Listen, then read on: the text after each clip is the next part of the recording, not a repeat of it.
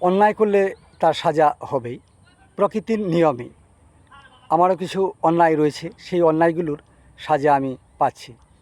গতকাল আমার একজন ম্যানেজারের সঙ্গে কথা হয়, তিনি আমাকে জানান যে একটা কোম্পানিতে ইন্টারভিউ দিতে যাব।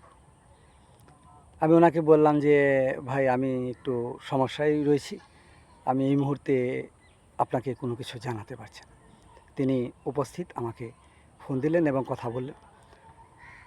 আমি ওনাকে জানালাম যে আমি কিছু ভুল করেছি, আপনার সঙ্গে যখন পরিচয় হয় আপনি কিন্তু আমার টোটাল যে ডাটাটা সেটা কিন্তু আপনার সঙ্গে কথা বলা হয়নি। তিনি আমাকে জানালেন যে কি বিষয়ে। আমি বললাম যে আপনার সঙ্গে আমার পরিচয় হয়েছে মাত্র কয়েকদিন, এই চাকরির সংক্রান্ত বিষয়। আপনাদের কোম্পানি আমি ইন্টারভিউ দিতে এসেছিলাম এবং আপনি জানিয়েছেন যে আপনার সঙ্গে কাজ করলে আমার খুব ভালো হবে। সো আমি আপনার সঙ্গে এগ্রি হয়েছি। আপনি আমাকে জানিয়েছেন যে আরেকটা বেটার যদি অপরচুনিটি হয়, যেহেতু আপনার ভালো এক্সপিরিয়েন্স আছে, চলেন আমরা আরেকটা কোম্পানি ট্রাই করি। একটা কোম্পানির আমরা সার্কুলার পেয়েছি এবং আজকে সেই কোম্পানির ইন্টারভিউ।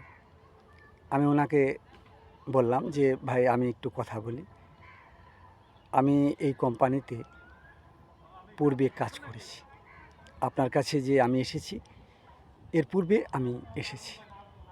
তো তিনি আমাকে বললেন তাহলে বিষয়টা আপনি আমাকে বলুন।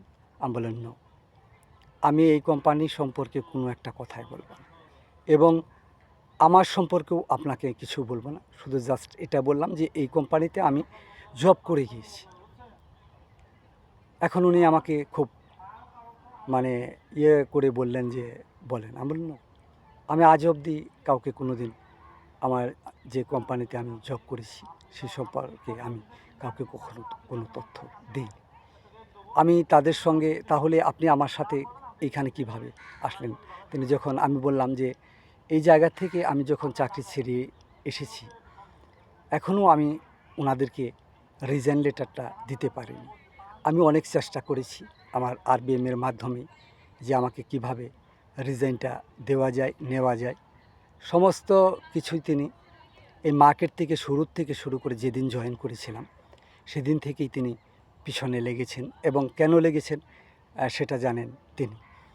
আজকে যে সমস্ত ঘটনাগুলি তিনি করেছেন এগুলো কাউকে বলে বোঝাতেও পারছি না। ম্যানেজমেন্টের নিকট কিছু কিছু বিষয় তুলে ধরার চেষ্টা করা হয়েছে কিন্তু ম্যানেজমেন্ট সেগুলো শুনছেন না। আমি গতকাল এই ম্যানেজারের সঙ্গে কিছু কথা বললাম যে আপনি তাহলে কি করতে চান? আমি বললাম যে ভাই আপনি ইন্টারভিউ দিয়ে আসেন, আমি